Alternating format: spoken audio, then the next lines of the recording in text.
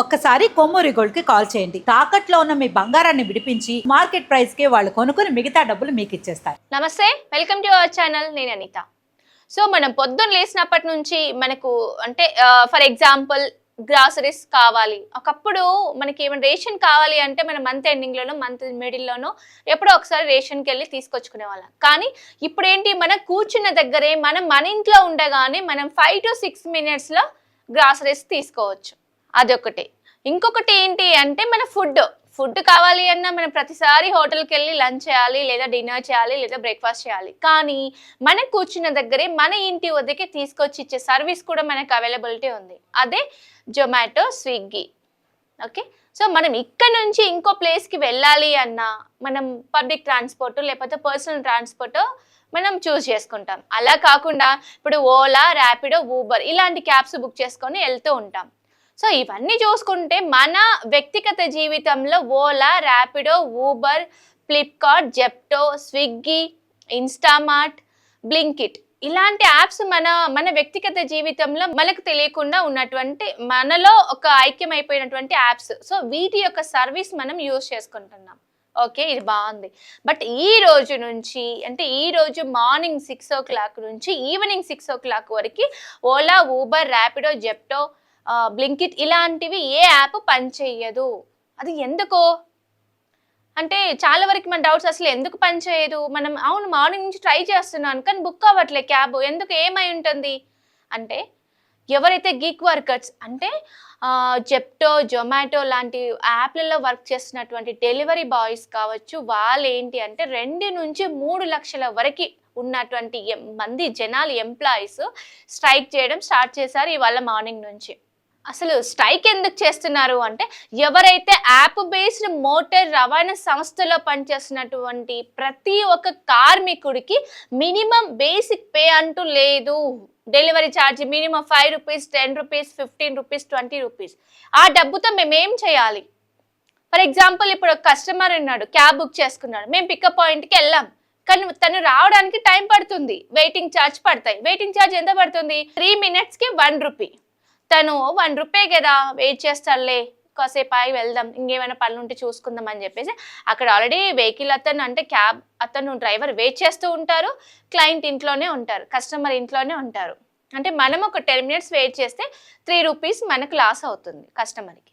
కానీ క్యాబ్ డ్రైవర్కి 10 minutes అంటే ఎంత వాల్యుబుల్ టైం అది. ఈ 10 minutesలో మేము ఇక్కడ తీసుకున్న రైడ్ను డెస్టినేషన్లో డ్రాప్ చేస్తాం, మాకు అయిపోతుంది.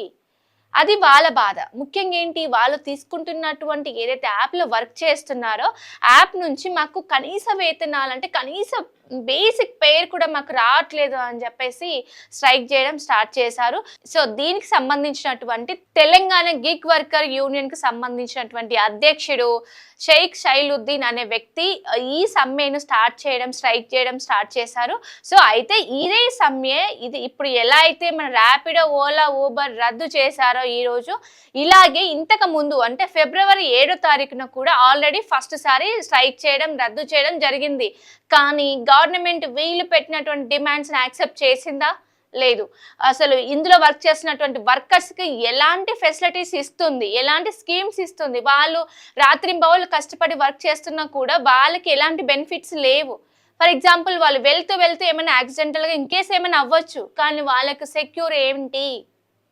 సో మాకంటే ఒక ఫ్యామిలీస్ ఉన్నాయి. సో మేము మార్నింగ్ నుంచి end of the day night కూడా వర్క్ చేస్తున్నాము, కానీ మాకు ఎలాంటి సోర్స్ లేదు, ప్రాపర్గా లేదు. మాకు వచ్చేటటువంటి 200, 300, 500తో మేము ఫ్యామిలీని ఎలా సస్టైన్ చేయాలి అని చెప్పడం చాలా వరకు. అంటే వాళ్ళకున్నటువంటి డిమాండ్స్ ఏవో పెద్ద డిమాండ్స్ కాదండి. మినిమం బేసిక్ పేర్ అంటూ మాకు పెంచాలి, డెలివరీ ఛార్జ్ మాకు పెంచాలి, 5 రూపాయలు 6 రూపాయలతో మాకు ఏమొస్తుంది అని వాళ్ళు స్ట్రైక్ చేయడం జరుగుతుంది. సో అలాగే ఇప్పుడు కనుక మా డిమాండ్స్ కనుక గవర్నమెంట్ ఒప్పుకొని మాకంటూ కొంచెం ఎంతో కొంత అమౌంట్ ఇంక్రీజ్ చేయకపోతే ఆగస్టు 8వ తారీఖు తర్వాత కూడా మేము మళ్ళీ ఆమరణ నిరాహార దీక్షలు చేయడం స్టార్ట్ చేస్తాము. టోటల్గా మేము ర్యాపిడో, ఓలా, ఊబర్ని బంద్ చేస్తాము మాకంటూ ఫెసిలిటీస్ కల్పించకపోతే అని చాలా వరకు మాట్లాడడం, రోడ్ల మీదకి వచ్చి గిగ్ వర్కర్లు సమ్మెలు చేయడం, స్ట్రైకులు చేయడం స్టార్ట్ చేశారు. సో నియర్లీ చూసుకుంటే 2 నుంచి 3 లక్షల మంది ఎంప్లాయీస్ ఉన్నారు. ఫర్ ఎగ్జాంపుల్ మనకి ఇంత ముందుకే మాట్లాడుకున్నట్టుగా మనకి ఏదైనా ఒక చిన్న ఐటెం కావాలి అన్నా మనము బయటికి వెళ్ళాల్సిన అవసరం లేదు, అన్ని మన దగ్గరికే వస్తుంది. ఫుడ్ కావాలన్నా మన దగ్గరికే వస్తుంది. మనం ఈ ప్లేస్ నుంచి ఇంకో ప్లేస్కి ట్రాన్స్పోర్ట్ నుంచి వెళ్ళాలి అన్న వెహికల్ మన దగ్గరికే వస్తుంది. నువ్వు ఉన్న దగ్గర నుంచే మాట్లాడుకొని వెళ్ళిపోతుంది, క్యాబ్ బుక్ చేసుకొని వెళ్తున్నావు. అదే వేరే రకంగా అయితేనేమో మనం ఏదో ఒక ప్లేస్కి వెళ్ళాలి, అక్కడికి వెళ్ళాలి, ఆటో దగ్గర అంటే పబ్లిక్ రవాణా కావాలి అంటే అక్కడికి వెళ్ళాలి, మాట్లాడాలి, ఎక్కాలి, వెళ్ళాలి. కానీ ఇలా కాదు. ఇప్పుడు మనకు అందిస్తున్నటువంటి సర్వీసెస్ ఏంటి, మన ఇంటి దగ్గర నుంచే స్టార్ట్ అయింది. సో మన కోసం అంత సర్వీస్ చేస్తున్న వాళ్ళకి కూడా గవర్నమెంట్ మంచి స్కీమ్ తీసుకురావాలి, వాళ్ళు అడిగినటువంటి డిమాండ్స్ నెరవేర్చాలి. సో వెల్ఫేర్ గిగ్ వర్కర్లకు యొక్క వెల్ఫేర్ అనేటువంటి ఒక యాక్ట్ తీసుకురావాలి. మాకంటూ ఒక చట్టం ఉంటే బాగుంటుంది, ఆ చట్టం కింద మేము వర్క్ చేసుకుంటాము, మాకంటూ కొన్ని బెనిఫిట్స్ కూడా మాకు ఇంక్లూడ్ చేయాలి అని చెప్పేసి గిగ్ వర్కర్లు సమ్మె చేయడం స్టార్ట్ చేశారు. సో వాళ్ళు ఏంటి అంటే ఇంతకుముందు కూడా ఆల్రెడీ February 7th చేసినా కూడా మాకు ఎలాంటి బెనిఫిట్స్ రాలేదు. సో కనీసం ఇప్పుడైనా మళ్ళీ చెయ్యండి అని చెప్పేసి వాళ్ళు స్ట్రైక్ చేస్తున్నారు. ఎందుకంటే ఇప్పుడు వాళ్ళు స్ట్రైక్ చేస్తే వాళ్ళకు ప్రాబ్లం ఏముంటుందో, కానీ నిజం చెప్పాలంటే మనం ఎక్కువ స్ట్రగుల్ అవుతాం.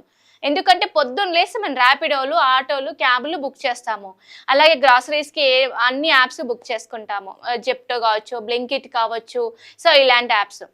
సో మనకు తెలియకుండానే మనం వాటి మీద ఎక్కువ డిపెండెన్సీ ఉంది.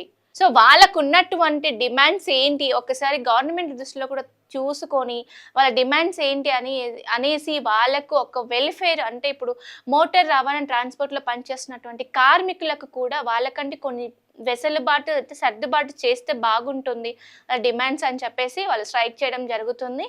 సో చూద్దాము. ఇదే గనక వాళ్ళు ఏమంటున్నారు అంటే మా యొక్క విన్నపాలు గవర్నమెంట్ యాక్సెప్ట్ చేయకపోతే ఈ స్ట్రైక్ ఇలానే కంటిన్యూ అవుతుంది అని చెప్పడం కూడా జరుగుతుంది. సో లెట్స్ సీ అండి, చూద్దాము. సో ఇదండి ఇవాల్టి న్యూస్. ఇలాంటి లేటెస్ట్ అప్డేట్స్ కోసం చూస్తూనే ఉండండి మనం టీవీని. Thank you.